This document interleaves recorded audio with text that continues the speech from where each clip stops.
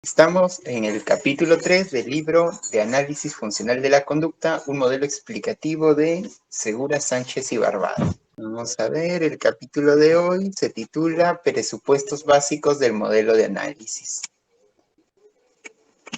Bueno, empezamos con lo de siempre. ¿Qué apreciaciones tienen de la lectura? Bueno, hasta lo poco que he leído, me parece que la lectura es bastante argumentativa, ¿no? En la posición que ellos mantienen, que pues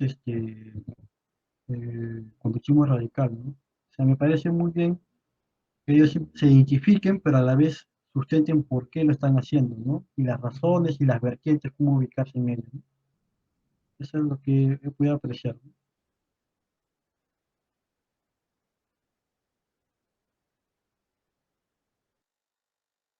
Bien. ¿Y ¿hay alguna duda respecto al capítulo?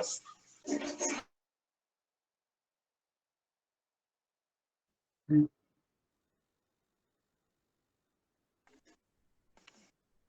¿Hay alguna duda respecto al capítulo? La duda, más que nada, es al inicio, ¿no? O sea, aquí habla de que cómo su modelo de análisis funcional se cimenta en el cognitivismo radical y en el modelo interconductual. O sea, para esta autora son complementarios el cognitivismo radical y el interconductismo. O sea, se pudieran complementar.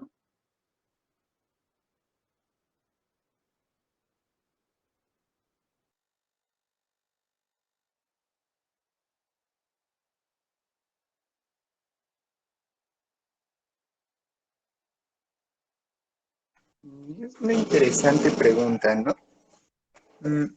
En sí yo diría que sí, ¿no? Porque es lo que está planteando el libro y en sí no hay por qué nada que lo evite, ¿no? O sea, los constructos teóricos que propone Cantor son los del campo interconductual y, o sea, más específico en el segmento interconductual. Y los constructos del conductismo radical, condicionamiento. Entonces, como sería más eso, ¿no? Tratar de integrar el condicionamiento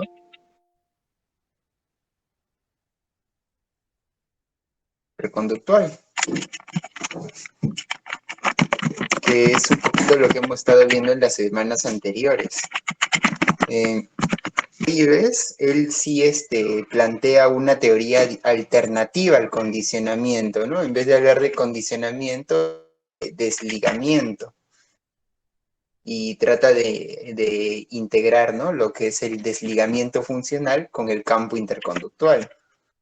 Pero digamos que en esta teoría, en este libro, no lo hacen con el desligamiento, sino con el condicionamiento.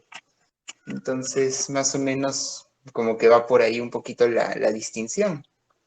O sea, entender esta parte de la función estímulo-respuesta y la historia interconductual como procesos de condicionamiento y no como desligamiento como lo haría Rives.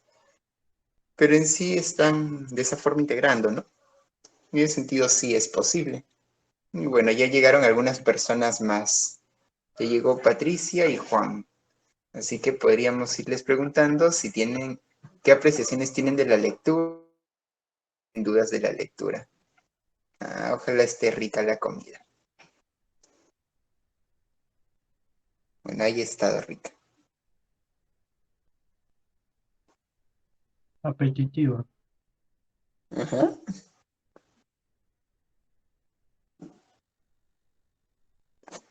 Apetitiva y nutritiva.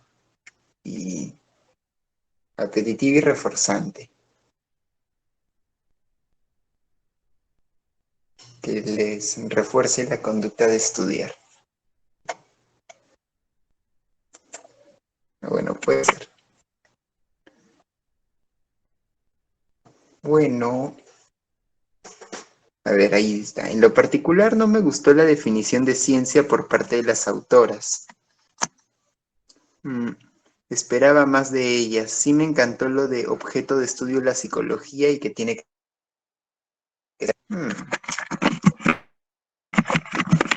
Definición de ciencia.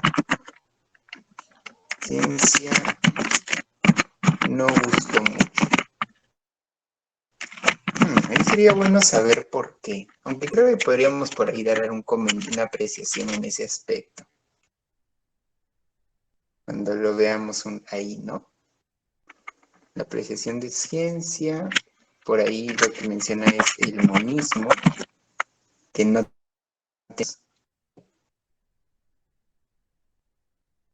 y lo del objeto de estudio.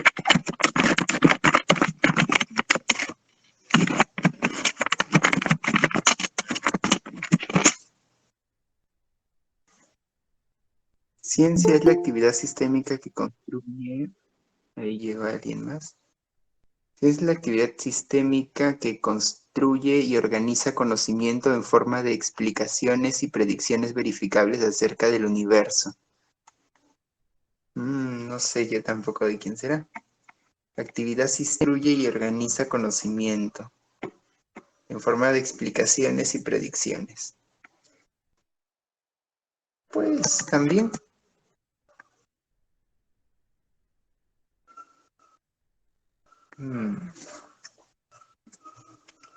A ver, vamos a ir comenzando.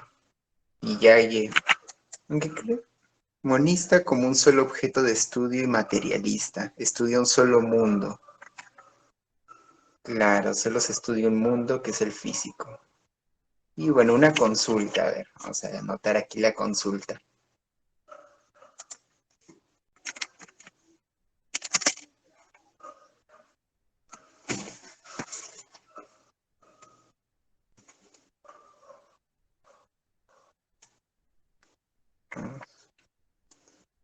¿Cuál será la consulta? Ahí está. ¿Cómo podríamos hacer para solucionar el problema de construir un solo lenguaje para la psicología?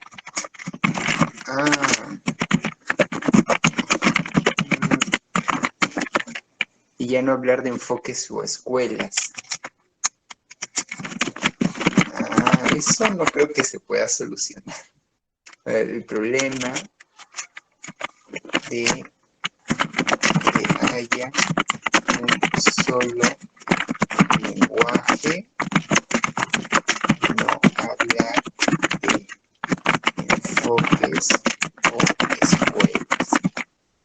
Y esto es bien difícil que que se pueda solucionar. La psicología de hoy tiene como 3 objetos de estudio. Podría ser, ¿no? Tiene prácticamente infinitos. La cognición, la conducta y la percepción. Qué medio curioso. Algo distinto a cognición. Porque digamos que un cognitivo diría, ¿no? La percepción es un proceso cognitivo y un conductista diría, percibir es una forma de interacción.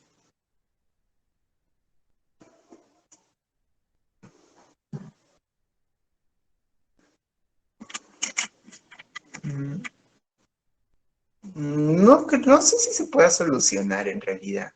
Yo lo que creo más que nada es lo que se trata de construir un sistema teórico que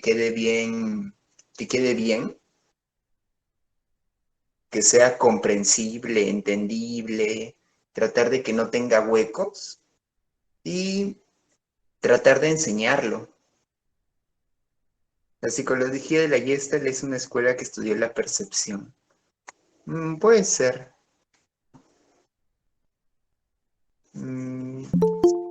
Aunque bueno, también un poco de percibir se habla más como de... No es que esté mal, bueno, es difícil decir si es que esté mal que tenga varios objetos de estudio, o sea, eso lo hace complicado. Pero, a ver, es que si se quiere tener un sistema teórico unificado, es necesario hacerlo desde un sistema que concuerde en un solo objeto de estudio. O sea, tendríamos que tomar una persona el objeto de estudio y a partir de este objeto de estudio todo el conocimiento psicológico. Mm, pero,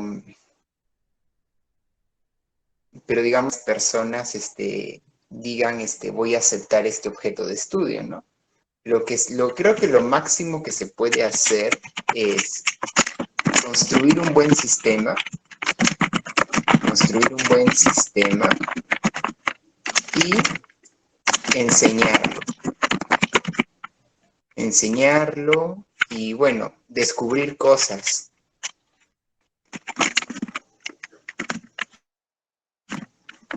Entre más cosas se descubren, o sea, que cuando se descubren fenómenos, uno puede decir, miren, hemos descubierto esto, y es como que, y eso como que, oh, qué interesante, quiero averiguar qué es eso. Mm, Por ejemplo, cuando Pavlov habla de condicionamiento clásico, lo menciona como un descubrimiento, ¿no? El hallazgo del condicionamiento clásico.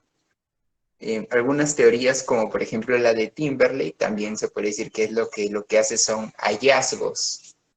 O sea, como que descubre que formas de relación entre respuestas que tal vez antes cosa de eso, ¿no? Descubrir hallazgos.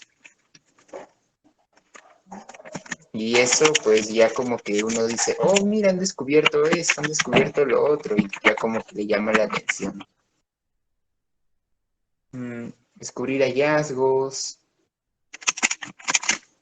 crear métodos aplicativos o métodos de aplicación.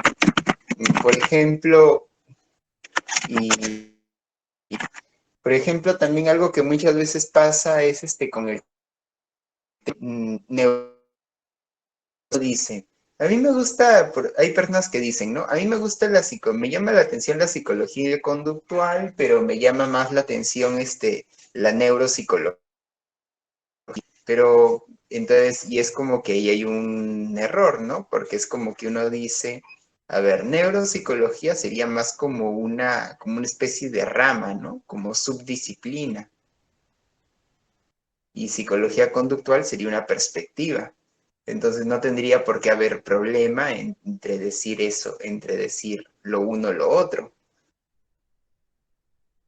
Sin embargo, generalmente la hecha desde una perspectiva cognitiva. Y eso puede llevar a que uno que si le interesa la neuropsicología, activa cognitiva, que no necesariamente tiene por qué ser así, pero es lo común. Y esto se da porque la gran mayoría de libros sobre neuropsicología están hechos de una perspectiva cognitiva.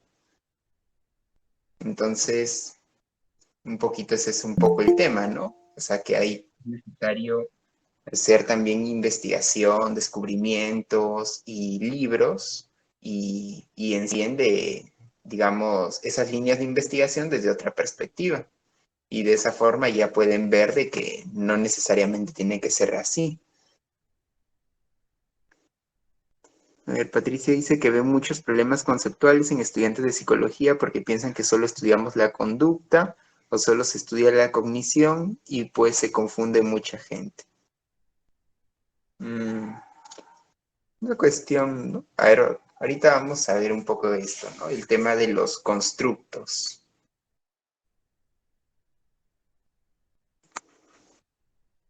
Ahí vamos a comenzar. De hecho, ya llegó un poquito más de gente. A ver, aquí esta es la definición, creo que a Patricia no le gustaban. Me parece que es ciencia es la conducta epistémica de los científicos regulada por cosas comunicativas y agentes externos a la comunidad científica. Esta definición tiene cierto sentido también que pueda ser insatisfactoria en un sentido más de epistemología, ¿no? Mm, o sea, en el sentido de que si tratamos de delimitar qué es la ciencia, pues sí, ¿no? O sea, es una definición un poco insatisfactoria. Si es que tratamos de definir qué es ciencia, como el problema tipo de la demarcación. No es que sea de todo una mala definición, o sea, sirve, Si nuestro objetivo es entender que la conducta del científico también es forma parte de su objeto de estudio, pues esta definición está buena, ¿no? O sea, digamos, así como por ejemplo hay historia de ciencia o sociólogos, ¿no? Que hacen sociología de la ciencia, pues también se puede hacer o sea, psicología de la conducta de hacer ciencia.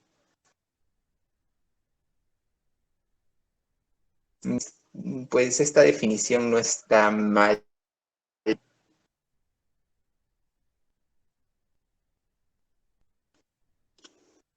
Mm, Y dice Tomás de que lo más cercano a la psicología conductual, por así decirlo, es la neuropsicología, que aborda las teorías ambientales, como cuando abordan la hemisferectomía o algunos autores como Luria. Mm. De hecho, por ejemplo, Rives cita varios estudios de Luria en su último, bueno, no su último libro, ¿no? Pero en el libro del 2018 de Teoría de la Psicología, por ahí tiene, o sea, como que toma en consideración algunos de los estudios hechos por Luria, sobre todo para tratar de buscar ejemplos de conductas en niveles sustantivos, ¿no? Sino conductas en extra y transituacionales. Quiere buscar ejemplos, no encuentra y por ahí se pone a citar algunos de Luria. Entonces, pues sí, o sea, el tema es ese, ¿no? O sea, por ejemplo, hay un libro que se llama El condicionamiento de los sistemas internos de respuesta. Acción de conducta, condicionamiento de los sistemas internos de respuesta, ¿no? Que es en cierta forma como una síntesis entre fisiología y psicología, como una fisiopsicología, por decirlo. Y ahí y bueno, ¿no? Se puede ver de que se puede trabajar un poquito, pues, o cuando hablan de neurofeedback también. Entonces, como que sí hay por ahí estudios. Pero claro, hay muchísimos libros que están hechos de una perspectiva cognitiva y por eso, ¿no? Bueno, pero aunque ya me estoy alejando del tema.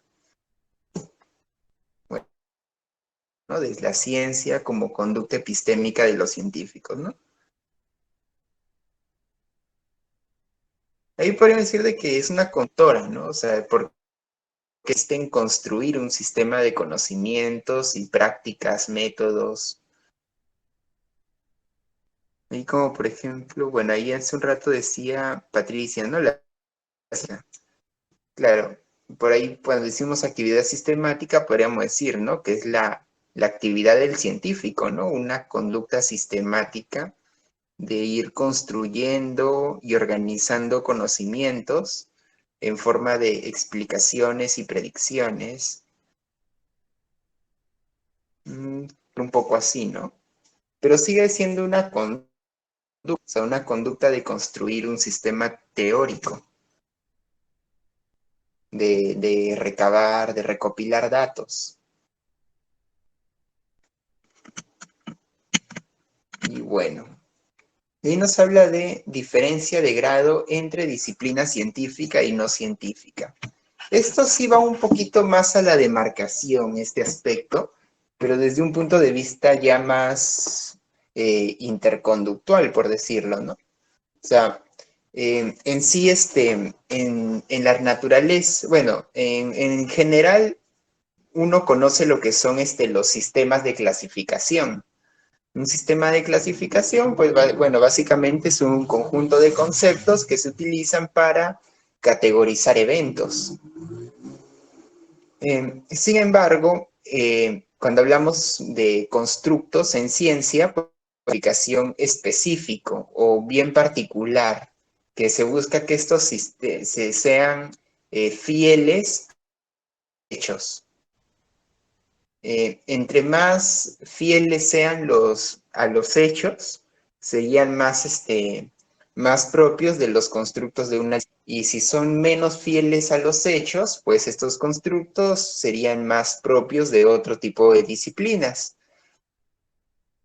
De repente de disciplinas artísticas o de disciplinas religiosas o de disciplinas más filosóficas, que también son importantes, ¿no? Solamente que en el caso de las disciplinas científicas es como que, a ver, nosotros nos vamos a centrar en, por decirlo, en una parcela de la realidad, en un ámbito o una forma de demarcar una dimensión de la realidad y vamos a tratar de, digamos, de plantear los constructos que nos permitan tener una mejor, busca más que nada recopilar datos sobre estos eventos para así poder crear constructos que sean lo más fieles posibles. En el caso de, por ejemplo, la tecnología, el arte o la religión, también van a crear constructos o bueno, conceptos, pero no buscarían tanto, no serían tanto hechas con este escribir de una manera, o sea, dentro de esta perspectiva, ¿no? Sino estaría más orientado a otras prácticas, más vinculadas con el arte estético, pero en cambio aquí estaría más relacionado con el cómo se da.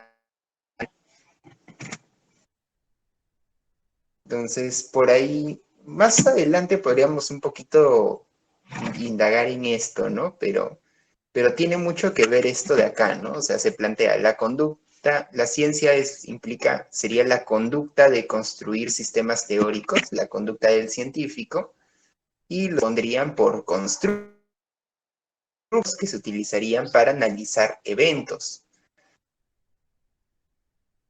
Aquí, por ejemplo, tenemos que estímulo consecuente o estímulo reforzador, esos son constructos.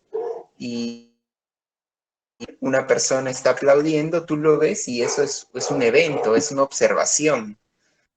Una observación particular que tú puedes hacer y que muchas otras personas pueden hacer. Muchos pueden observar. Sin embargo, el constructo es como que tú tratas de analizar estos eventos desde una perspectiva. Sí, o sea, como que tratas de ir formalizando el lenguaje.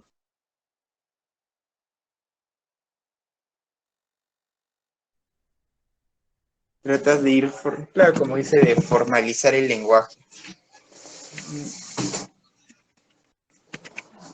El asunto es ese, ¿no? O sea, todas las disciplinas, o sea, casi todas las disciplinas crean constructos, solamente que en el caso de la ciencia, sus constructos tienen una función distinta. Más adelante podemos ver que va por el lado de lo que es la describir, explicar, predecir y controlar. Y vemos, ¿no? Cada disciplina científica, planteamiento que hace es que cada disciplina científica tiene su propio ámbito, que es completo, pero es irreductible a las demás. O sea que, en cierta forma, es la psicología.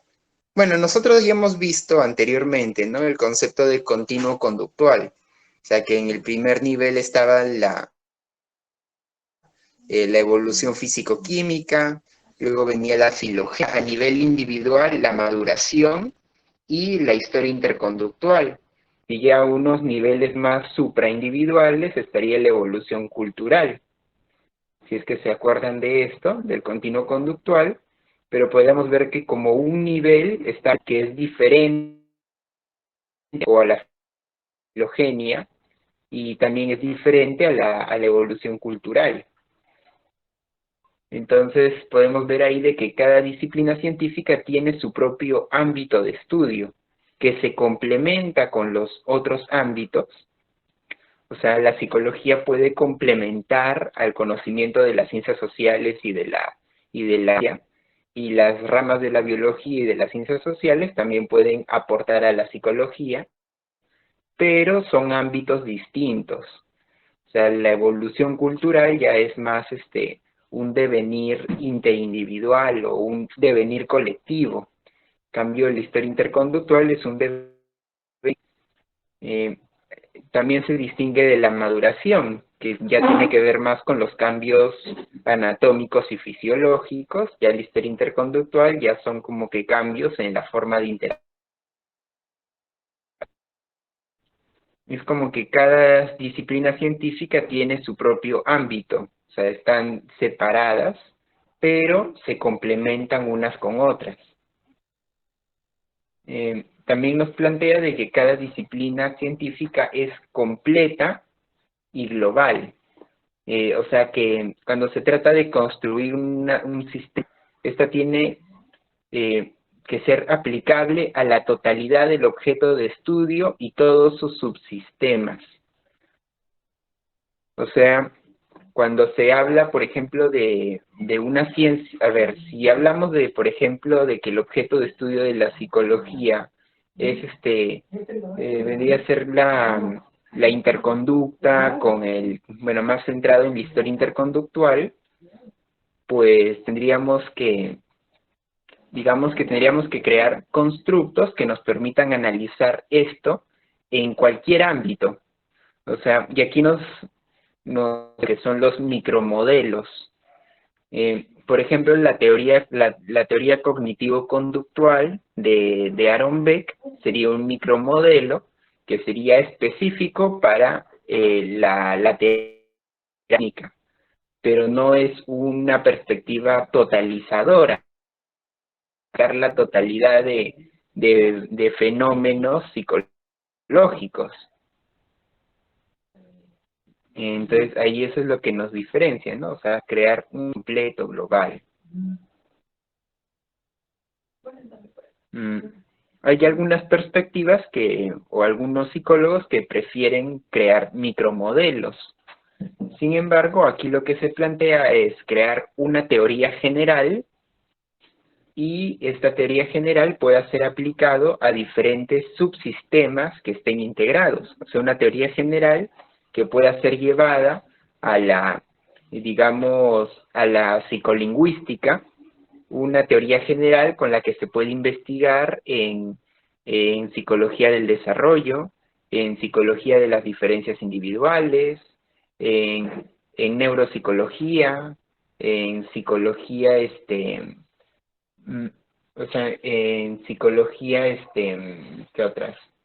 En, en, en psicosociología o psicología social, que dicen algunos. O sea, la cosa es poder investigar en todos los ámbitos de la psicología, pero desde un mismo sistema, en vez de crear en vez de crear una teoría, sería crear una teoría general que se pueda aplicar en diferentes ámbitos. De esa forma, los subsistemas estarían integrados.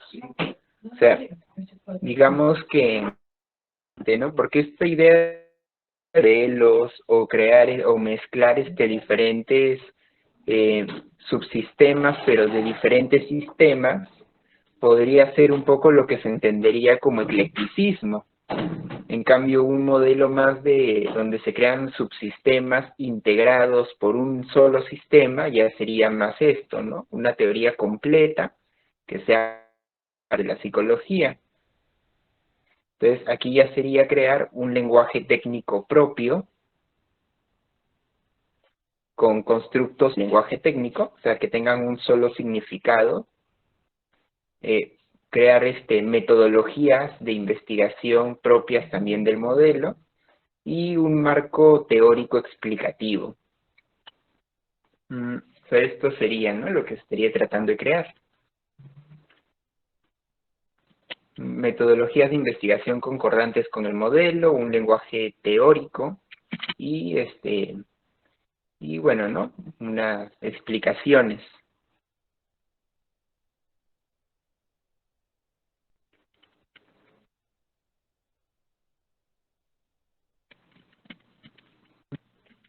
Entonces, bueno, viendo esto, ya lo siguiente es hablar sobre las polémicas en psicología. Pero antes de pasar a eso, pues vamos a ver comentarios de ustedes. Por ejemplo, hace un rato Patricia estaba un poquito polemizando con esta definición de ciencia que nos dan en el libro. Digamos, quería ver, por ejemplo, qué podría de repente comentar ahora, o ella o alguna otra persona, o si está de acuerdo con lo que se está planteando, si les parece claro,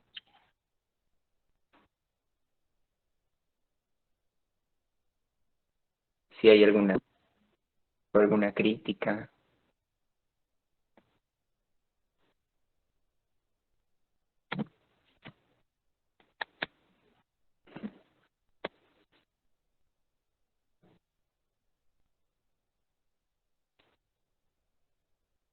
Mm, Si no, entonces creo que puedo continuar. Y ya se esclarece mejor lo que quisieron decir. Claro, porque sí, ¿no? O sea, la ciencia sería la conducta de construir, recabar, recopilar datos. Pero es concordante, ¿no? Porque cuando dice que es una actividad sistemática, cuando en tu definición también se entiende, ¿no? De que una actividad sería, ¿no? Como un comportamiento sistemático.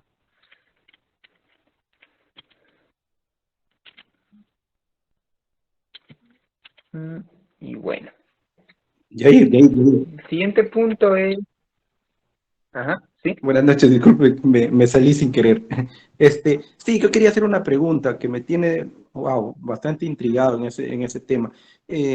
Cuando tú estás explicando el tema inclusive ahorita de disciplina y ciencia, me gustaría saber eh, cómo podemos responder a opinión tuya, criterio, o si ya está definido, a la psicología en sí, ¿no? Porque por más que haya y luchemos con este tema de romper a este tema de las pseudociencias y todo esto, si nos preguntan qué es la psicología en sí, ¿cómo podríamos responder? ¿Es una ciencia? ¿Es una disciplina? ¿Es una disciplina que está buscando convertirse en ciencia? ¿Cómo podríamos Mm, responder a eso? A ver, yo diría que yo sí podría decir que es una disciplina científica, ¿no? O sea, por aquí no está planteando, ¿no? Que las disciplinas científicas y no científicas. Entonces aquí me dice es una disciplina científica. Mm, Creo que el problema está más que nada en el aspecto de que, independientemente de que hayan varias perspectivas teóricas distintas, el asunto es de que que no se marcan como ciencia, pero que sí son aceptadas institucionalmente.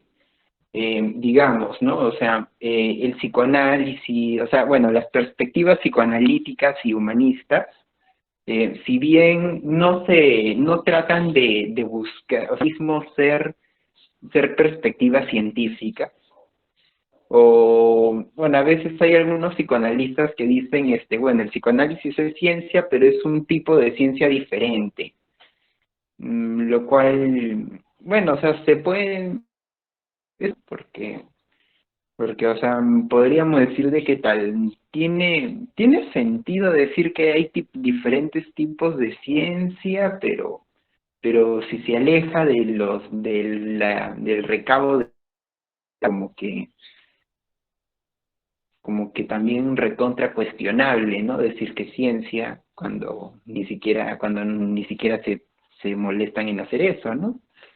Entonces, es como que, o sea, es como que es complicado decir que la psicología es una ciencia precisamente por eso, ¿no? Porque hay perspectivas a las que no les importa ser científicas. O sea, como que no, o sea, en lo que serían sus objetivos programáticos, el ser ciencia no es uno de ellos. Entonces, como el ser programático de estas perspectivas, es como que tenemos eso, ¿no? Si decimos la psicología es una ciencia, tendríamos que, por conclusión, el psicoanálisis y el humanismo no son psicología. Pero o sea, viene un poco por ahí, ¿no? O sea, si decimos, la psicología es la ciencia que estudia él, entonces ahí es como que cuando decimos la psicología es la ciencia, y ahí ya como que hay algo que no cuadra, ¿no? Porque si decimos la psicología es la ciencia, es como que ya el psicoanálisis y el humanismo quedan fuera de la psicología, pero como institucionalmente están aprobadas, digamos, por la mayoría de facultades de psicología y por la mayoría de... eh, entonces es como difícil decir que no son ciencia y que no son psicología. Entonces, eso lleva un poquito, y creo y es por ahí, ¿no?, que se viene ese debate, ¿no?, de si la psicología es ciencia o no es ciencia. Mm, Entonces, es como que sería mejor hablar de psicología, que es como que complicada.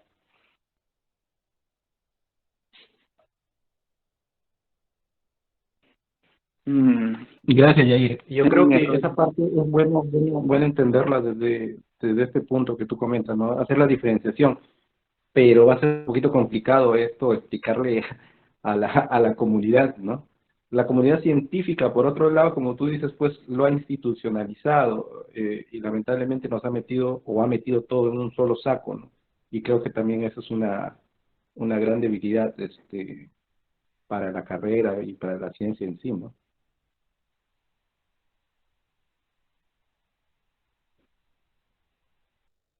sí, o sea, eso de definirla, ¿no? Pero podríamos decir, creo que más que nada sería eso, ¿no? Decir, hay perspectivas psicológicas científicas y perspectivas psicológicas no científicas. Mm, Más que nada, creo que sería lo único que se podría. Mm,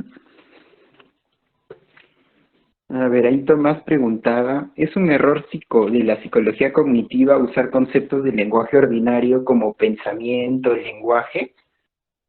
Es complicado decirlo, ¿no? Porque, mm, por decirlo, em, desde la perspectiva más interconductual, se está buscando de que ámbito, que es el de o sea, como que un objeto de estudio distinto al de las demás ciencias, y a partir de eso construir un sistema teórico que abarque todo, por tal.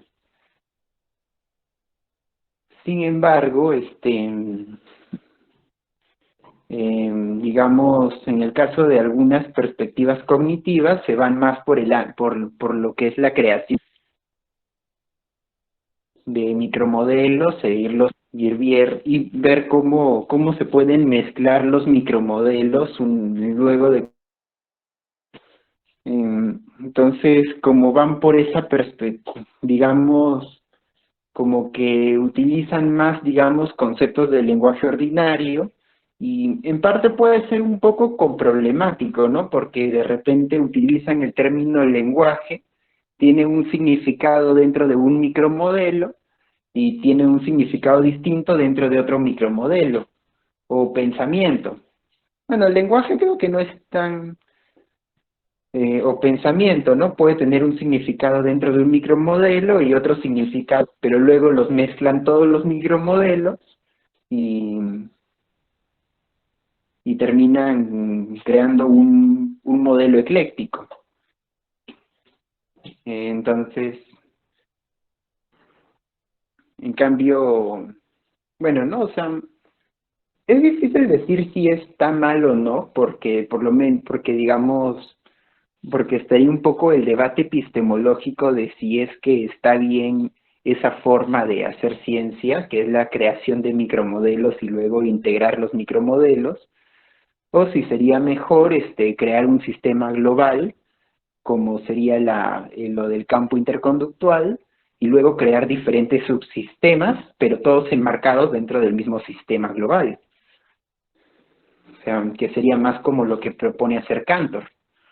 Mm, Digamos, yo diría de que la forma en la que procede en otras perspectivas, más muchas veces consideradas cognitivas, pues no ayuda mucho, ¿no? En cuanto a la creación de un modelo global, como que no, no es muy apropiado hacerlo de esa forma.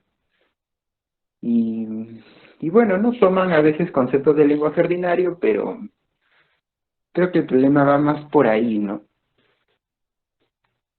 Aunque el lenguaje también es un poco difícil decir que sea como tal un concepto de lenguaje ordinario, dado que también es un concepto de la lingüística, ¿no? O sea, algunas delimitaciones.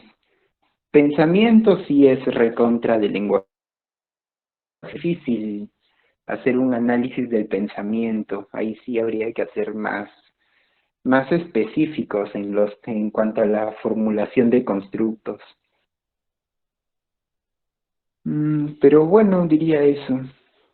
A ver, Patricia dice que Freud dijo que la riqueza de sus observaciones no requieren ser evidenciadas. Ay, ay, ay.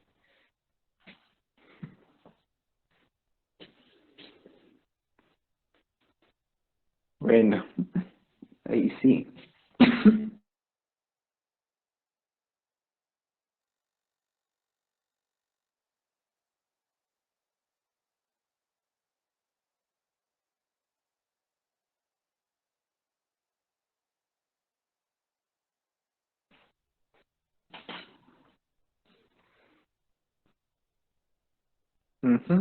Bueno, ahora sí vamos con el tema de las polémicas en psicología. La primera polémica es la de la psicología, digamos, ámbito pro, el reduccionismo. Aquí nos plantea dos tipos de reduccionismo. Por un lado está el reduccionismo fisiologicista, reduce a fisiología, y el reduccionismo sociologicista, o sea que todo lo reduce a análisis social o ecológico. Entonces todo lo ve desde un punto, si todo lo vemos desde un punto de vista, porque, o sea, tiene sentido también, o sea, no es del todo absurdo estos análisis, observamos el comportamiento, o sea, podríamos dar una explicación fisiológica del comportamiento. Y si nosotros lo observamos, también podemos dar una explicación sociales, que en cierta forma también, o sea, no es como que la fisiología y las ciencias sociales no estudien el comportamiento, pero lo hacen desde perspectivas distintas. O sea, o sea, son niveles de análisis distintos. En cambio, la psicología sería un nivel de análisis diferente. Entonces, no habría que reducir, digamos, la explicación psicológica a los otros niveles de análisis, sino que habría que ver cómo hacer para que los tres niveles se complementen entre sí, pero no reducir ninguno a los otros. En ese sentido, para evitar el análisis fisiologicista, podemos tener en consideración que el comportamiento que analiza desde un punto de vista psicológico sería interacción total organismo-ambiente. O sea, no es entre una parte del organismo, sino del organismo completo con el ambiente. Se estudia la historia individual de interacciones, no, no a nivel de organismos, sino desde un punto de vista del individuo, cómo es que este organismo individual interactúa con su ambiente, no cómo es que se dan interacciones entre individuos. O si se ve, digamos, a otros individuos, podría ser como estímulos, ¿no? Como estímulos o como factores situacionales del individuo particular. Pero el análisis psicológico siempre sería desde la historia individual, no sería a diferencia de las ciencias sociales, o de la filogenia, o de la dinámica de ecosistemas, que ya no se centra tanto en una historia individual, sino ya historia supraindividual. Y es situacional, o sea, también a nivel psicológico está influenciado por la situación, por los elementos de la situación. Entonces habría que ver eso, ¿no? O sea, y ahí ya se diferencia, que no solamente a un nivel menor, que en el libro lo dicen como más molecular, o a un nivel mayor, que lo mencionan como más molar.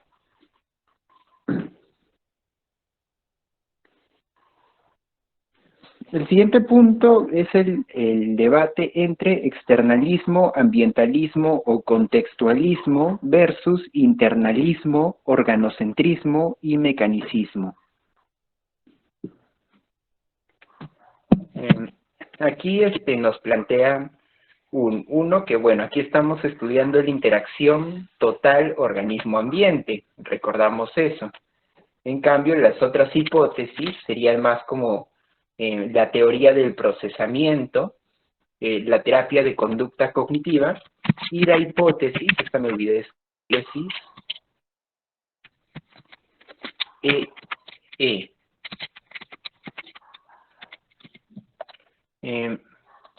A ver. No es E, es RR.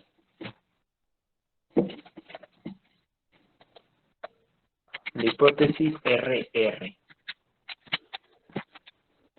Ahora, ¿cómo es esto el cognoscitivismo? Bueno, aquí nos plantean el tema del procesamiento. Digamos, es súper difícil tratar de integrar, por ejemplo, de una forma coherente las perspectivas cognitivas con el interconductismo.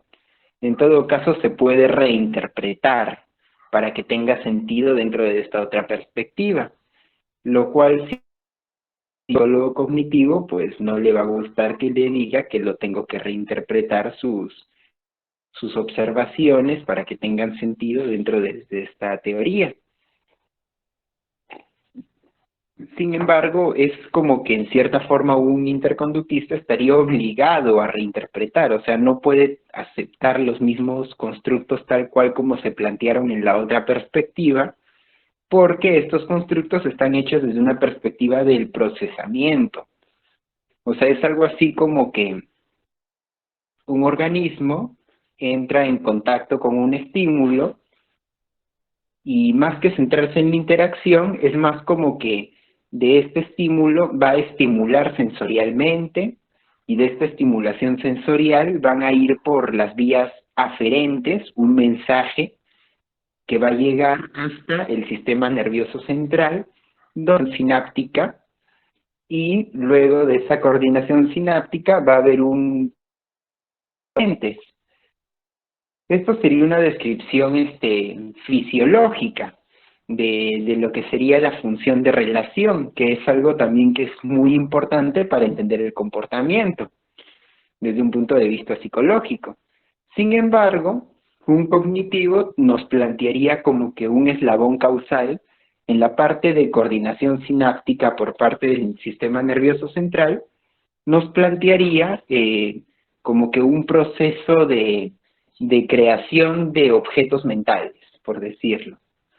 O sea, es como que la información sensorial va a ser procesada para construir un objeto mental o un objeto cognitivo. Que van a transformar la información sensorial en la información captada por los sentidos en y ahí vendría un poco el tema de las teorías más computacionales. El contenido sensorial transforma, o sea, ¿cómo es que se transforma este contenido sensorial en objetos cognitivos? Digamos, ¿no? Ahí se plantearían las diferentes teorías del procesamiento. Y lo difícil tratar, o prácticamente imposible, tratar de compatibilizar esta perspectiva del procesamiento con la perspectiva interconductual. En lo que se podría tratar de ver, digamos, cuáles son los comportamientos que se están dando por estos constructos y tratar de reinterpretar las observaciones a la luz de otros constructos, más que hagan más referencias a la interacción del organismo con el ambiente.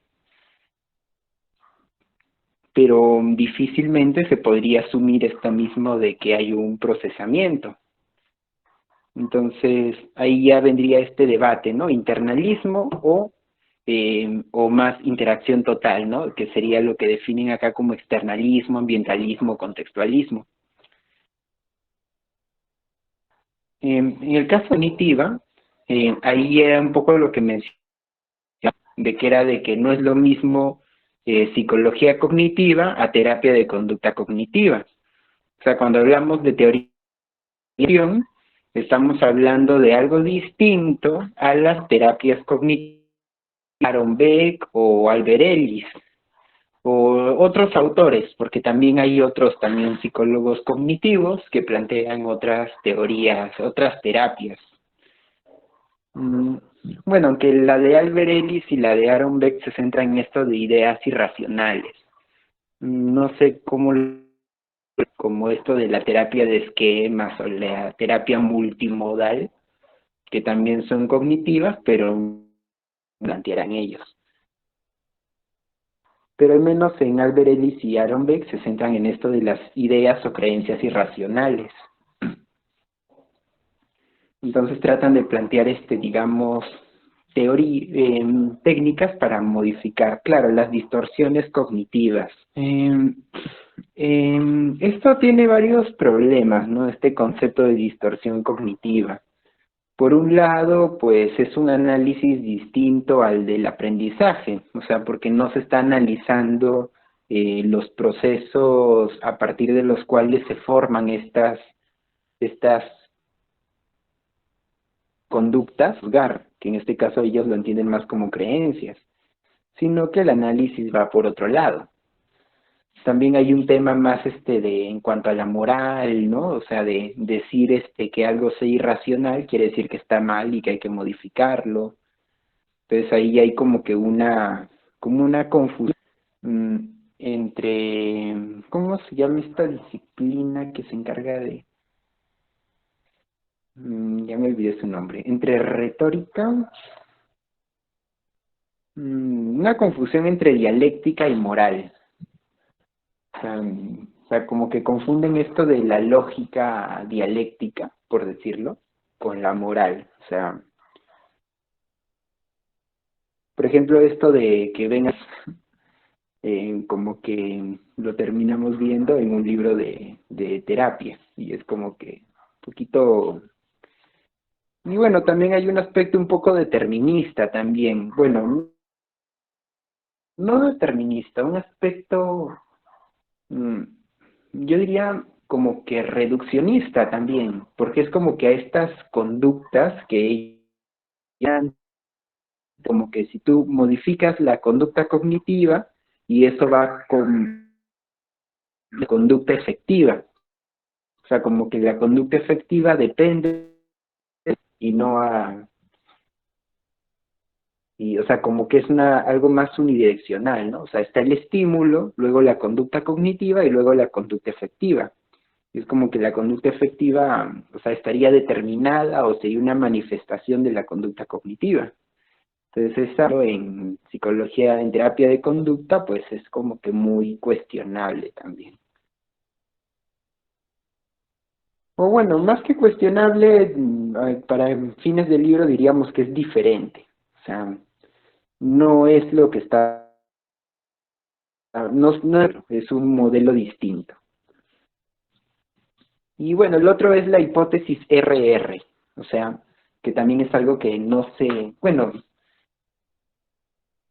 que tiene que ver un poco con la semana pasada cuando veíamos de que un estímulo puede también ser una respuesta, o sea, podría ser un estímulo, pero aquí lo que nos plantea es, esto lo podría tener sentido, pero, o sea, si afirmamos de que una respuesta es consecuencia de otra respuesta,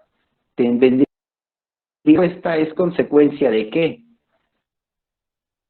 O sea, tendría que haber una respuesta anterior que digamos que licitara esa segunda bueno, un estímulo anterior que licitara esa primera respuesta.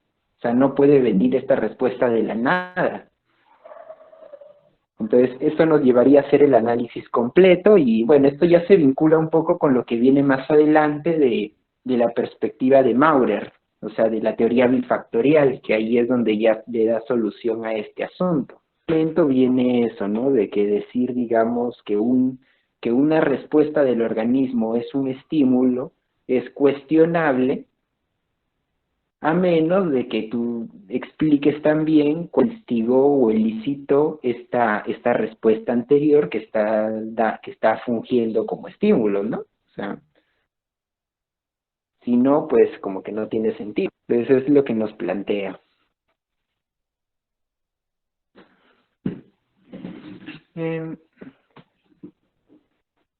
A ver, ahí Patricia estaba escribiendo algo. Vamos a ver qué nos escribió. ¿Dónde sale? A ver, dice, por ejemplo, ¿cómo llegaron los psicólogos cognitivos o terapeutas cognitivos a la conclusión de que tal pensamiento es erróneo? Ahí tenemos un gran problema. También podemos criticar eso de si hay pensamientos malos y buenos. Claro, eso es precisamente lo que mencionaba, ¿no? O sea, hay una confusión entre dialéctica y moral.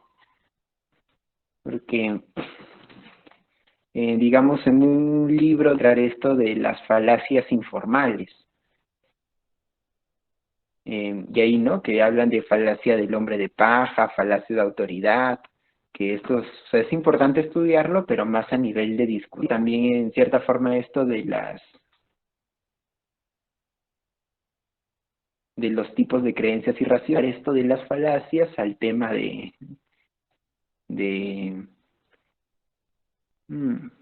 si existe filosofía de la moral. Claro, existe filosofía de la moral, ¿no? Dentro de la ética. La ética tiene varias divisiones. La ética es una disciplina súper amplia.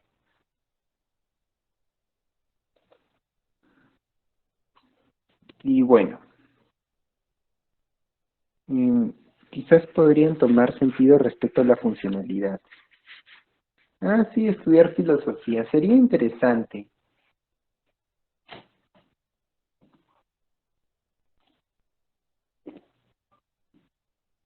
Bueno. Siguiente punto es la dicotomía monismo-dualismo. Aquí vamos a explicar primero qué es el dualismo, ¿no? Que el dualismo en este caso sería el dualismo de sustancias. Claro, para entender más la moral sí sería bueno estudiar un poco más de filosofía. Momento Rives.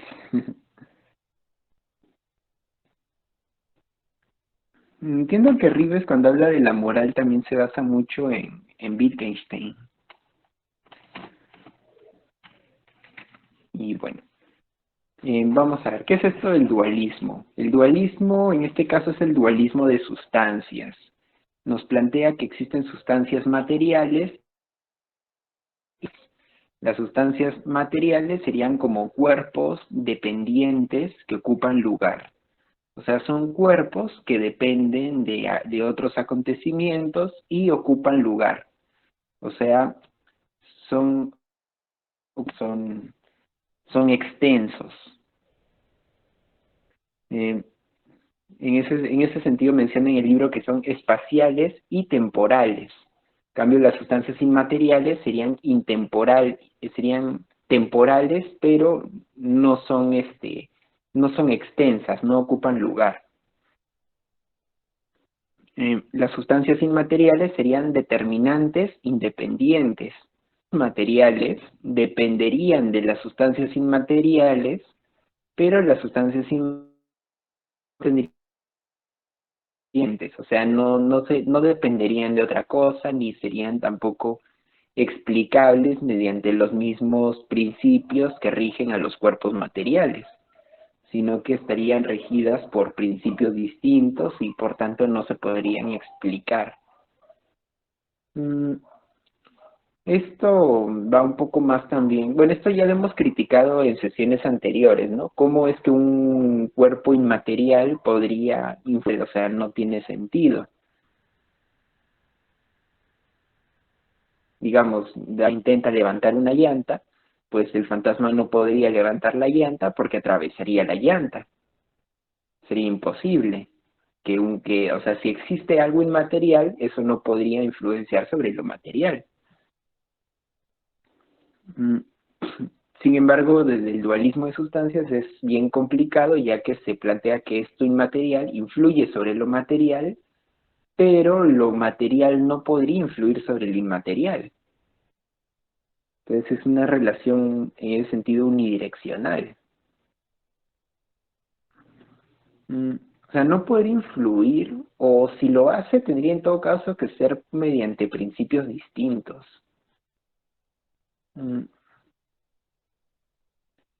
Si algo así como, un demonio no nos puede poseer. Claro, o sea, no tendría sentido, ¿no? Que un demonio nos posea.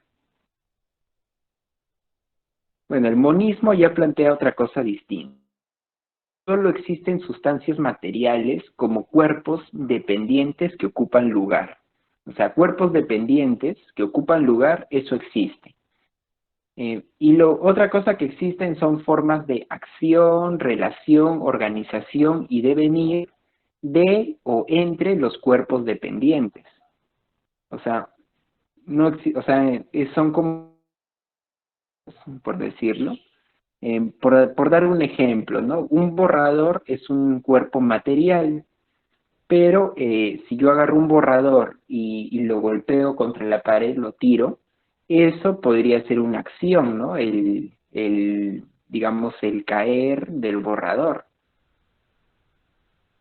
o el golpe, pero una acción no está hecha, no es algo material, pero sí es algo que realiza. Y asimismo el que yo lo agarre o que lo tire, ¿no? Ahí habrían ciertas relaciones en cuanto a la fuerza, en cuanto a la gravedad, ¿no? La gravedad también es una relación que atrae, de atracción entre cuerpos, o yo al tirarlo se ejerce la fuerza, también sería una relación. Entonces existen acciones, relaciones, que claro, las acciones y las relaciones no son materiales, o el devenir, ¿no? O sea, podemos ver cómo al usar un borrador durante bastante tiempo, podemos ver como que hay diferentes etapas, por decirlo, ¿no? Diferentes momentos a lo largo del tiempo en el que, desde que se creó, durante el proceso de fabricación y el proceso de uso, cómo se va gastando, a veces uno lo va rayando, ¿no? Deja de existir ese borrador. O sea, hasta que se termina deshaciendo por completo. Entonces, podemos ver todo eso, ¿no? Que o sea, hay como que todo un proceso de acciones y relaciones a lo largo del tiempo y diferentes formas de organización, ¿no? Por ejemplo, el borrador yo lo puedo poner en mi cartuchera y ya. Y claro, en ese caso, cuando yo los pongo junto con esos útiles, no se forma necesariamente un objeto, pero o si yo pongo varios apilados,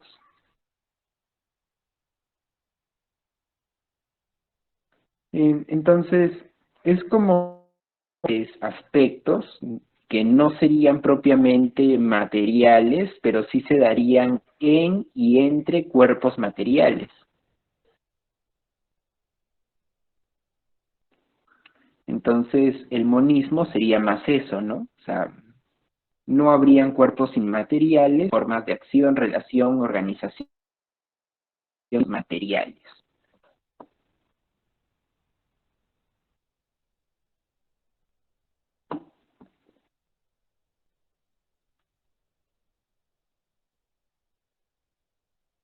Y bien. Y hay más polémicas en psicología. Estas son algunas. Vamos a ver otras. Por ejemplo, está el realismo. Esto del nominalismo contra realismo también es interesante. Y aquí quería hacer una aclaración. Y es de que, por ejemplo, él se declara a sí mismo como un realista. Sin embargo, cuando él dice en el mismo sentido de lo que se habla realismo en este libro. O sea, cuando Mario Bunge habla de realismo, él se refiere a que la realidad existe independientemente de que nosotros,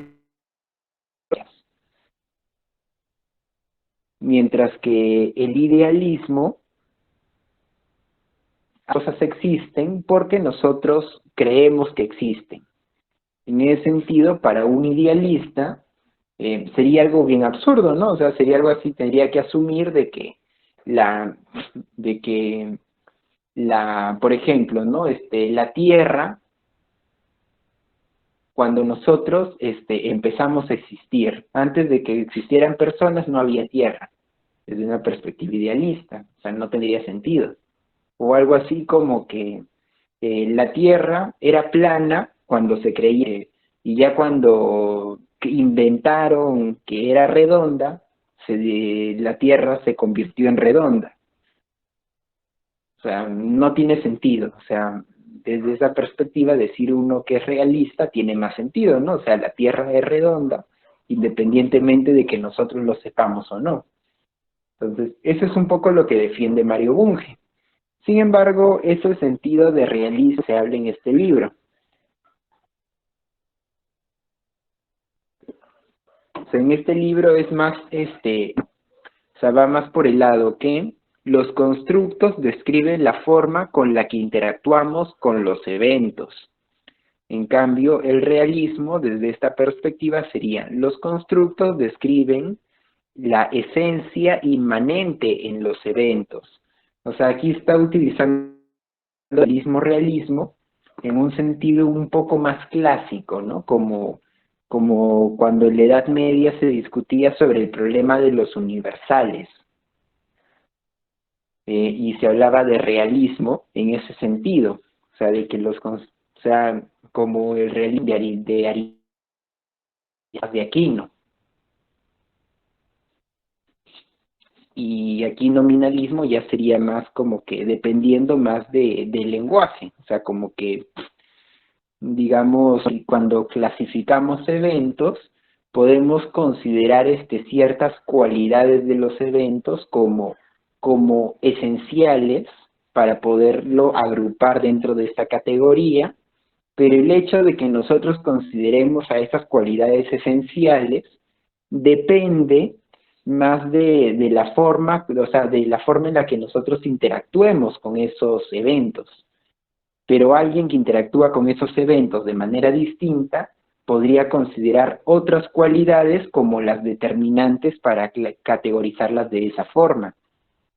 Creo que tal vez un mejor término que realismo sería esencialismo.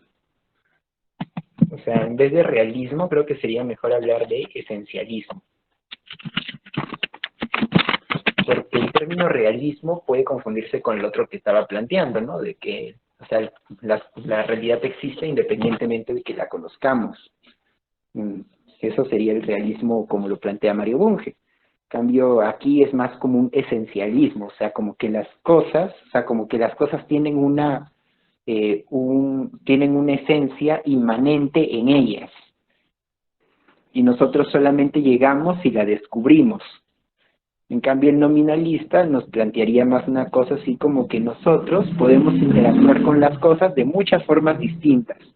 Y según la forma en la que interactuemos con ellas, es que vamos a tomar en consideración que ciertas cualidades son más importantes que otras para poderlas clasificar. Plantearía más como las categorías como diferentes criterios de clasificación según lo que queramos hacer. En cambio, el esencialismo ya sería como que hay un criterio de clasificación único, que es el correcto y los demás son incorrectos.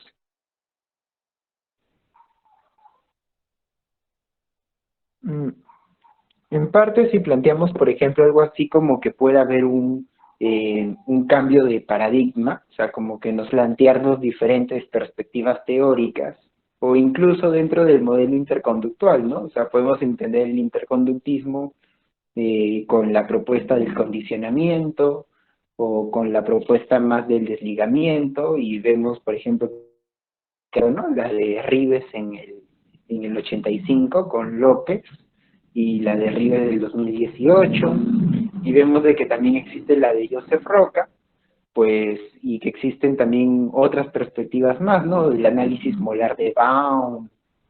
Entonces es como que uno ya se plantea de que esto o sea, de que realmente, pues, parece que el nominal concordante, ¿no?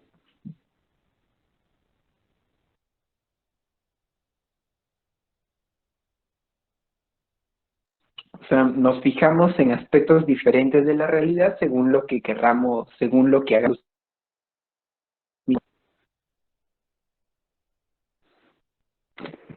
Y bueno, eso sería, ¿no? La distinción nominalismo-esencialismo. En el libro lo pone como realismo. Yo creo que esencialismo es un mejor término. Mm,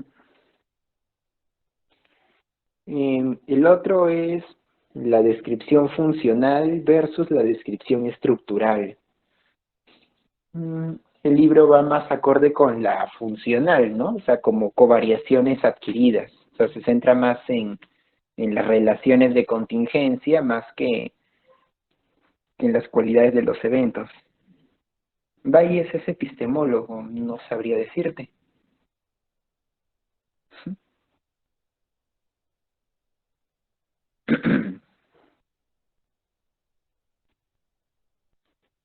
Eh, Otro aspecto, el tema de la molaridad versus molecularidad.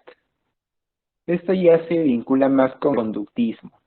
O sea, por decirlo, un análisis molar sería más un análisis continuo de la función estímulo-respuesta.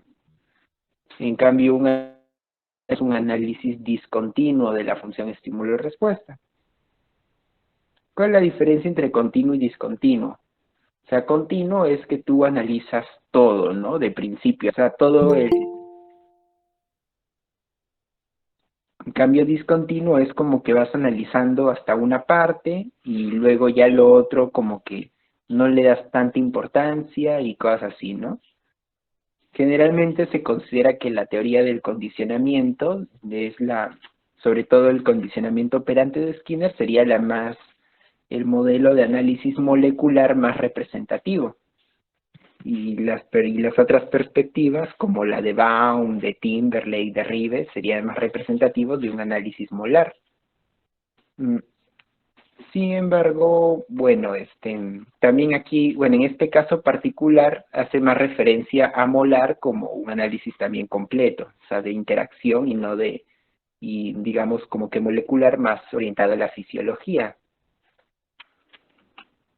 Pero bueno, también se utiliza en este sentido, ¿no? Como que un análisis un estímulo-respuesta y un análisis molecular sería un análisis discontinuo. O sea, por ejemplo, ¿no? Hay toda la función estímulo-respuesta, te centras de toda la respuesta operante, por decirlo, te centras solamente en la parte efectiva, ¿no? La partecita donde se modifica el de la respuesta, como que no le prestas mucha atención. Y solamente te centras en esa parte, pero no te fijas en lo que hace, digamos, el organismo luego de la entrega del reforzador. Eso ya no lo analizas. Entonces ahí sería un análisis discontinuo, porque ves que que no estás analizando todo el comportamiento del organismo dentro del experimento, ¿no? Sino solamente estás analizando una partecita de toda la función estímulo-respuesta. Ya sería más un análisis molecular. En un análisis molar trataría de buscar en todo el momento en todo el experimento. O sea, entre las diferentes conductas que se puedan llevar a lo largo de una función estímulo-respuesta. O sea, de todo el patrón de respuesta completo, no solamente de la parte en la que apriete el operando, y también de lo que hace luego de haberlo apretado, ¿no? Y luego de la entrega del reforzador. Todo buscaría de encontrar relaciones entre todos. Y bueno, también está el tema de los factores disposicionales, ¿no? Un análisis molar considera los factores disposicionales situacionales e históricos. Y un análisis y a lo mucho en algunos factores situacionales. Entonces, serían algunas diferencias, ¿no? Y lo último que plantea es el dilema entre lo cualitativo y lo cuantitativo, que en realidad nos dice esto es un falso dilema. O sea, un análisis cualitativo va más por la mención y descripción de variables y un análisis cuantitativo más por la cuantificación de variables. Y el tema es de si es necesario siempre o si es que los datos cualitativos también son válidos. Y bueno, la respuesta es que no es necesario siempre recopilar datos cuantitativos, o sea, a veces sí es importante, pero no siempre, o sea, no es que porque hayan datos cuantitativos esta investigación va a ser más científica que otra. Pero sí son importantes, ¿no? Tanto los datos cuantitativos como los cualitativos, solamente, o sea, pero pero eso no quiere decir de que toda investigación tenga que ser o cuantitativa o mixta también. Entonces, es un falso. La investigación cuantitativa es superior y es la única válida y la investigación cualitativa no sirve. O sea, es un falso dilema. Entonces, aquí ya he planteado varias cuestiones, ¿no? En cuanto a estas polémicas. Así que vamos a ver sus opiniones.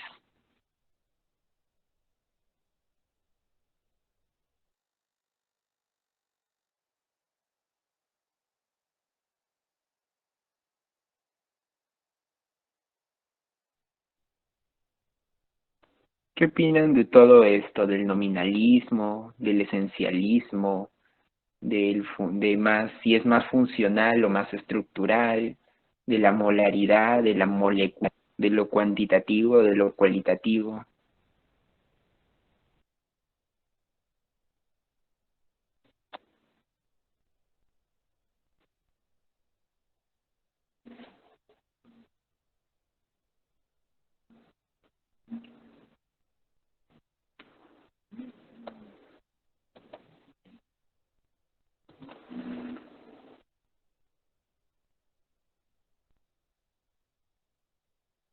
Creo que no hay comentarios. Entonces continúo.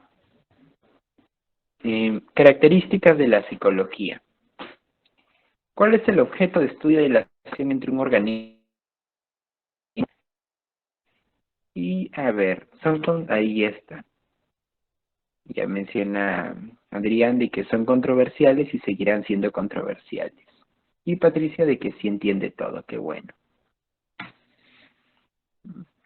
Entonces, bueno, mencionaba, el objeto de estudio de la psicología sería el intereso ambiente, y aquí lo agregaría a lo largo de su historia individual, a lo largo de la historia individual. Eso sería el objeto de estudio de la psicología.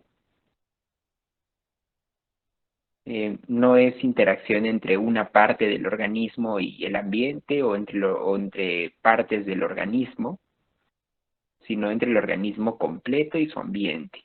Y a lo largo de su historia individual, de la historia de una, sino de individual.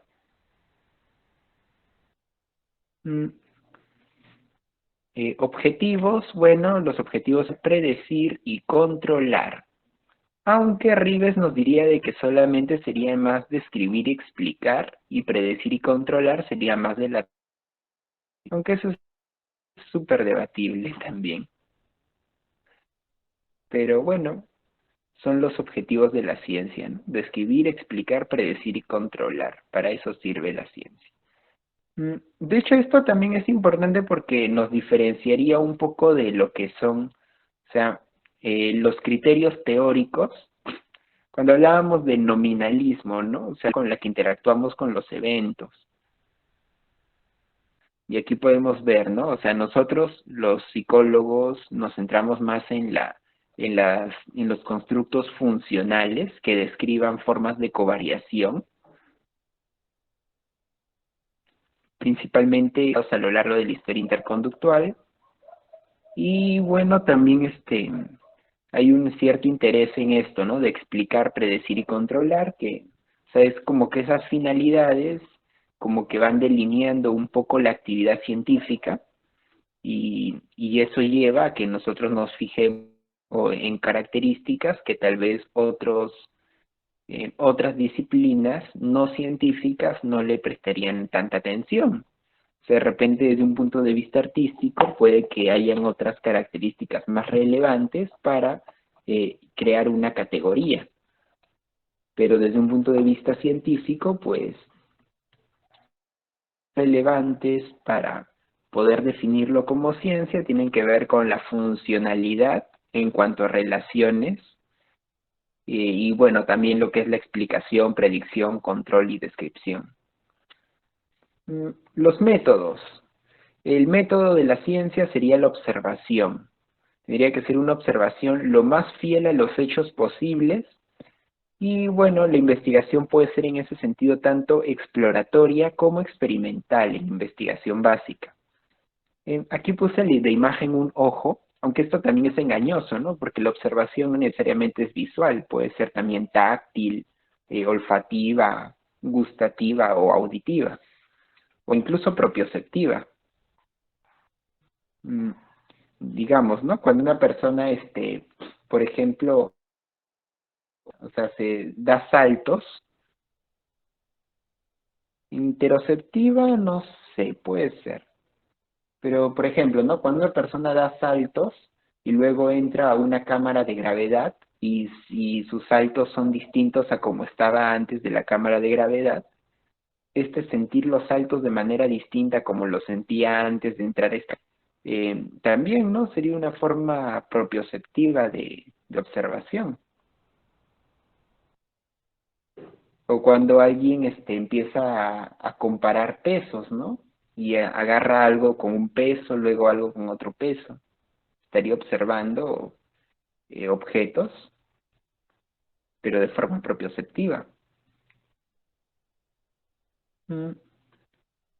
Entonces, esto, bueno, poner un ojo es un poquito engañoso, ¿no? Pero claro, generalmente la observación se entiende más como visual, ¿no? No necesariamente tiene que ser visual, pero por lo general.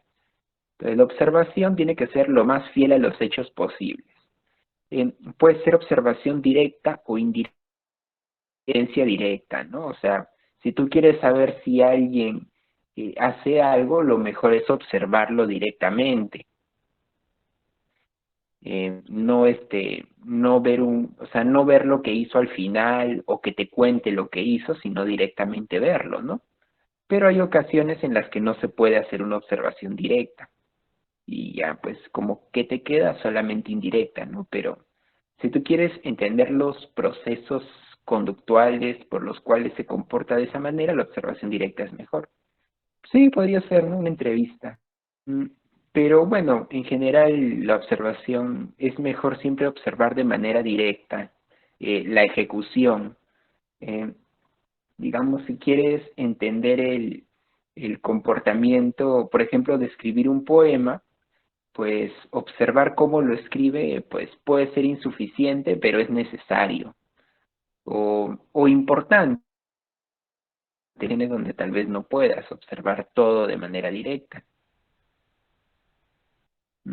También puede ser observación directa mediante cámaras de filmación, pero bueno, ¿no? Depende de las limitaciones metodológicas.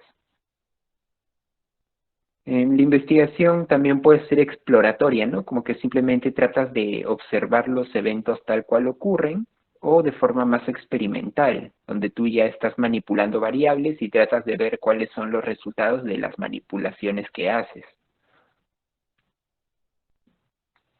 Pero bueno, hay otros métodos también, ¿no? No solamente hay diseño de investigación exploratoria y experimental, pero diría que estos dos son los más importantes para la psicología. Contrastar hipótesis en ABA. O sea, así eso también hay que aprender. Y bueno, de ahí lo que viene es el lenguaje técnico, que tiene que ser propio de cada teoría, tiene su propio lenguaje técnico. y con un alto grado de adecuación a las observaciones. Ahí se procuran que los hechos, o sea, que los constructos no sean tan especulativos, sino de que, o sea, yo observo esto y un constructo que me permita caer.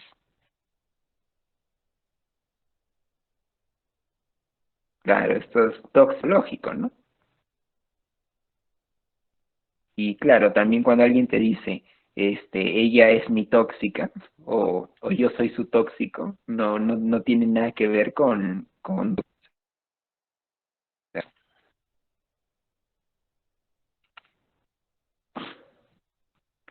Por ahí podríamos decir, ¿no? De que no es lo mismo hablar de reforzadores, hablar de premios, o hablar de.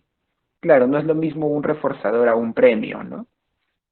Entonces ahí distinguimos un poco lo que tiene que ver dentro del lenguaje técnico. Y bueno, ahí ya llegamos al final. Positivo. Claro, positivo dentro del lenguaje técnico del conductismo radical, o dentro de la teoría del condicionamiento, mejor dicho, significa una cosa y positivo de repente en la psicología positiva tal vez significa otra cosa. Y bueno chicos, ¿qué aprendieron hoy?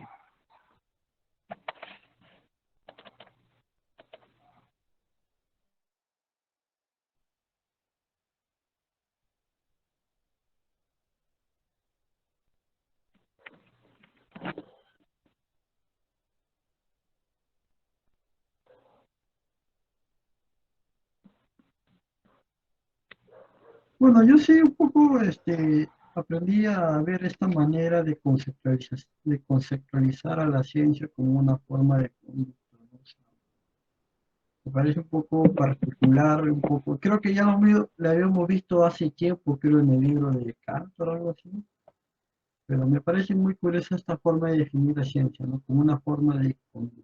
Eso me aprendí hoy.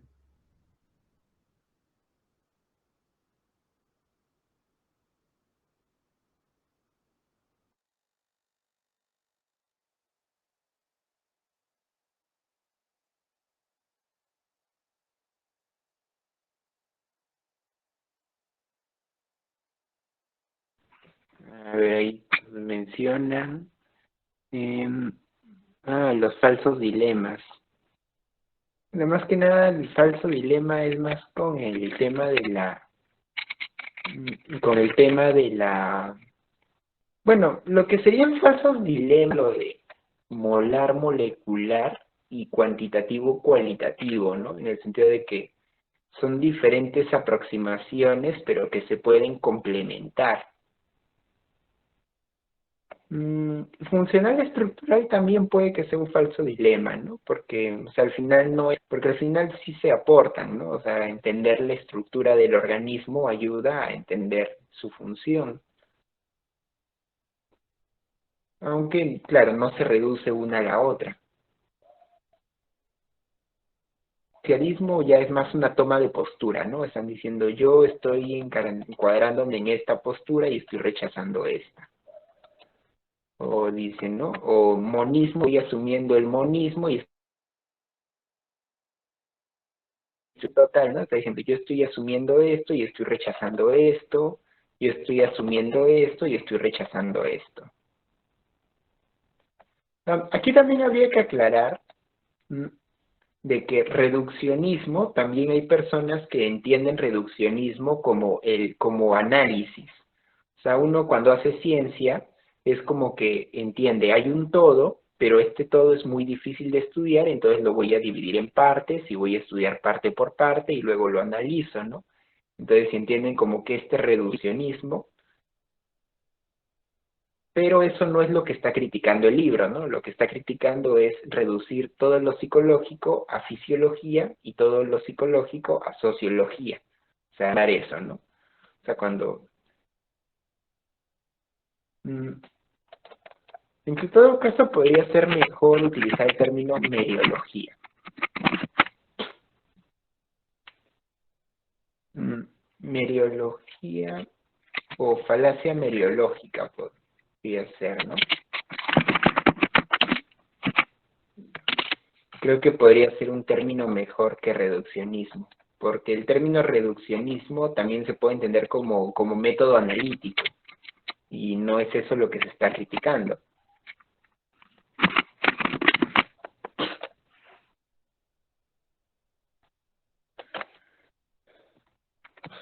¿Qué más dicen?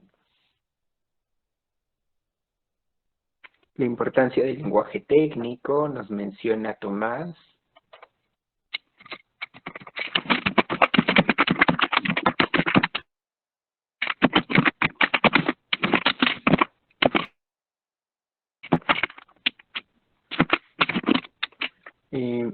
Eso, a ver, Patricia dice, eso de controlar la conducta pertenecería más a tecnología de la psicología. Puede ser. En parte sí. Eso del control de la conducta más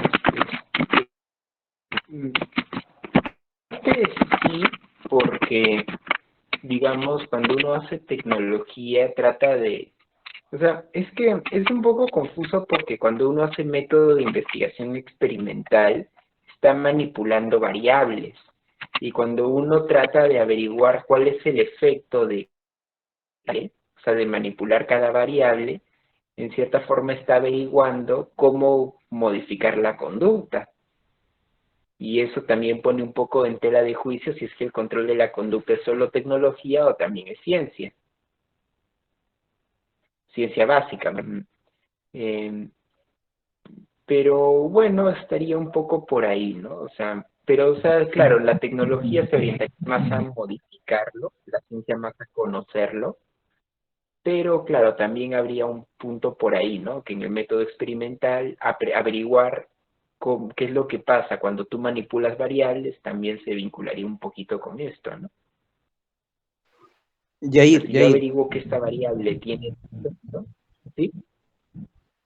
Sí, disculpa, justo esa parte, justo esa parte en la que tú estás aclarando y que lo menciona Patricia, ¿no? Con relación al tema de la tecnología. Basándonos en lo que tú has comentado y has enseñado hoy día, e inclusive creo que Bunge también lo menciona en algún momento. En este caso, la ingeniería y la medicina también serían tecnologías y no tanto una ciencia. Eh, mm, a ver, yo diría que sí, pero también es que sí, pero es que también, a ver, es que también hay unos que utilizan la categoría ciencia aplicada, podríamos decir, ¿no? Que de repente podríamos clasificarlos como ciencia aplicada y no como tecnología. Eh, Ahí también vendría un poquito o sea, eso, ¿no? O sea, digamos, habría un poco si utilizar el término tecnología o el término ciencia aplicada. Eh, Hay algunos que prefieren para la medicina y la tecnología utilizar el concepto de ciencia aplicada. Incluso para el ABA, o sea, para el análisis conductual aplicado, hay quienes prefieren, pero también hay otros autores que le prefieren decir simplemente tecnología. Digamos, o por ejemplo, en el caso de Rives, él prefiere usar el término interdisciplina, o sea, como cómo se aplica un conocimiento científico a un ámbito profesional, ¿no? Él prefiere usar el término interdisciplina. O sea, son como que diferentes términos y cada uno depende también, ¿no? O sea, cuáles son los criterios que utilicen dentro del sistema que usan, ¿no? O sea, pero bueno, estos son como que diferentes propuestas de clasificación, ¿no? Algunos prefieren usar el término tecnología, otros dicen que no, que tecnología es algo más acotado y dicen prefiero mejor usar el término ciencia aplicada. Y en el caso de Rives, él dice, bueno, yo voy a usar el término interdisciplina.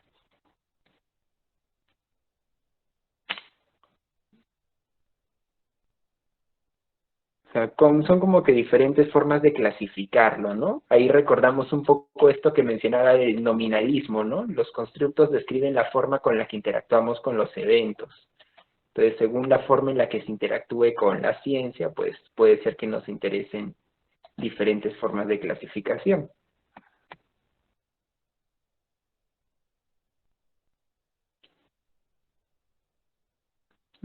Es una variable, Fernando, los constructos y sus requisitos para realmente tomarlos en serio. Menciona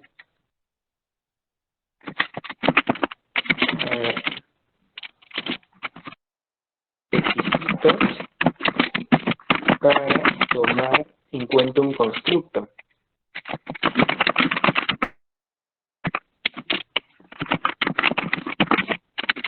Aquí yo podría mencionar algunos. Se me ocurre que sean unívocos,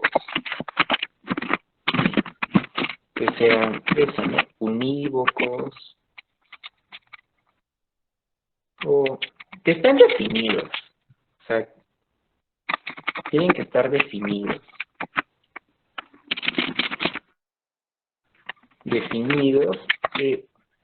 Tienen que ser no contradecirse, o sea, que no se contradigan,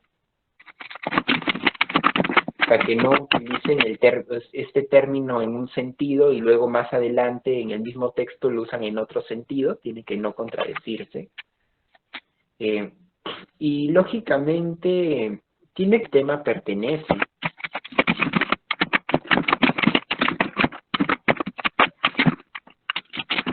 Tema que pertenece al constructo.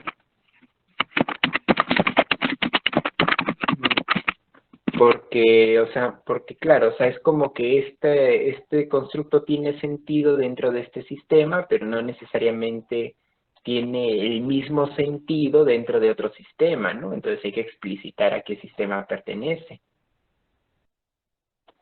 Como mencionábamos, ¿no? Algunos puede ser que el constructo tenga sentido dentro de un micromodelo, o puede que tenga sentido dentro de una teoría general, o dentro de un subsistema. Entonces hay que explicitar, ¿no? Y serían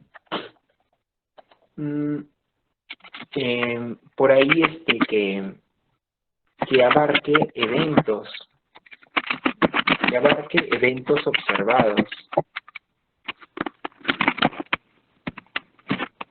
Porque claro, ¿no? Un constructo tiene que abarcar eventos observados, no puede crearse un constructo así especulando. Digamos, si uno crea el constructo reforzado, que estímulos que aumentan la probabilidad de ocurrencia de una respuesta. Si no, pues como que el constructo no tiene mucho sentido.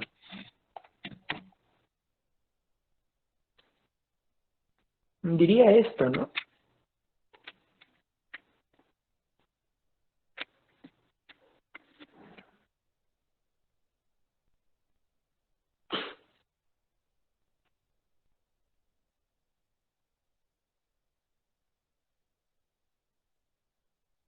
No sé si de repente hay...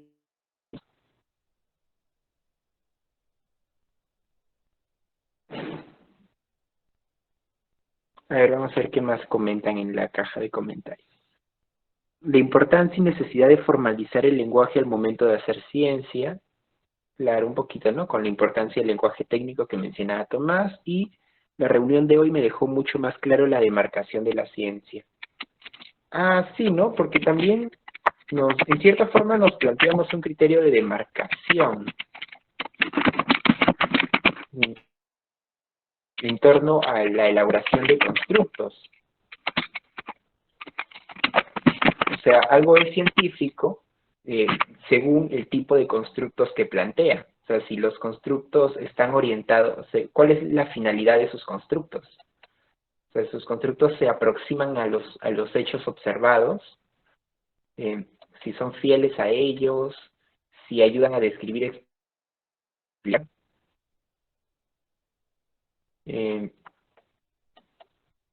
bueno, ¿no? Un poquito eso, ¿no? O sea, Más que nada por ese lado. Si se alejan de esas finalidades los constructos, pues probablemente no sean constructos tan científicos, ¿no? Serían más de repente constructos religiosos o literarios o bueno, ¿no? Artísticos, importantes, ¿no? Pero son otras formas de conocimiento distintas, filosóficos tal vez. Y bueno, creo que aquí en qué les pareció la sesión ya sería un poquito, pues bueno, les preguntaría, ¿no? ¿Qué les pareció la sesión? ¿La disfrutaron? ¿Se aburrieron? Mario menciona aquí, estos mismos se quieran incluir forzadamente en psicología como inteligencia espiritual. Ah, eso también pasa. Ahí, bueno, Patricia nos pone un corazoncito. Vamos a poner esto y esto. Ahí está, un No, la corazón. verdad que una sesión bastante amena y bastante fluida, ¿no? Como digo, yo pensé que iba a durar más 2 sesiones, pero creo que se ha estado explicando directamente al punto, ¿no? Sí me ha gustado.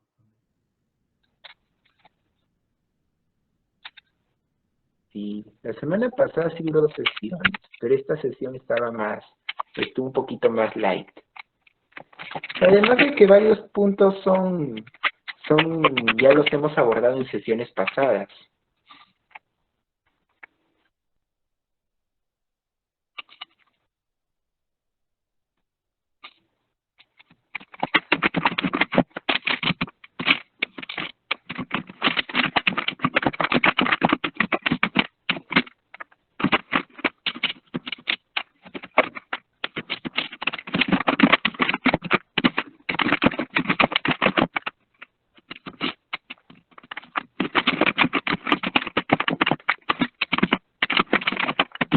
A eso de la inteligencia esotérica, esas cosas.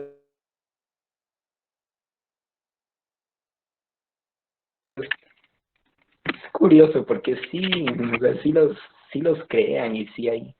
Es un poquito el problema, ¿no? De que hay quienes energía de todo a la fuerza.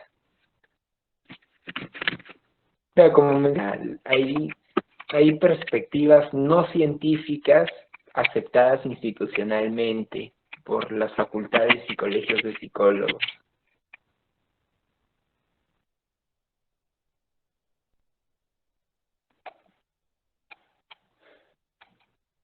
Y bueno, llegamos al punto del niño interior. Bueno, la próxima semana ya vamos a ver el modelo de análisis funcional de este libro, ya con el capítulo 4. Este capítulo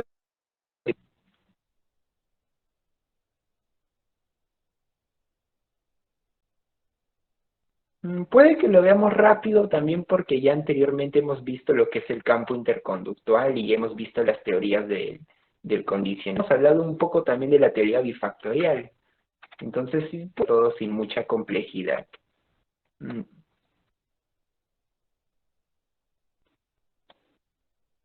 Aquí ya nos habla, ¿no? De las variables funcionales, las variables disposicionales, ya de lo que es la secuencia funcional, la respuesta, el estímulo, la función de respuesta, los estímulos externos, estímulo ya como que integra todo lo que hemos visto ya en una sola propuesta de análisis funcional, ¿no? Que así lo esquematiza con esto.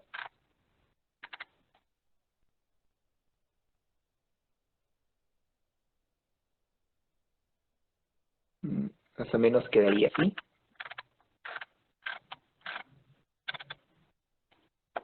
Esto es Mario, que también lo toma en cuenta. Pues la próxima semana vamos a ver todo esto, ¿no? Ya su modelo de análisis que propone el libro. Y la subsiguiente semana ya veríamos ejemplos de casos de análisis funcional. De repente también les mando la próxima semana, luego de ver este capítulo, les mando para que analicen un caso, ¿no? Y puedan presentar tal vez tipo como un informe en diapositiva, para que entrevisten a alguien o bueno, si ya han entrevistado a alguien anteriormente, pueden hacerlo.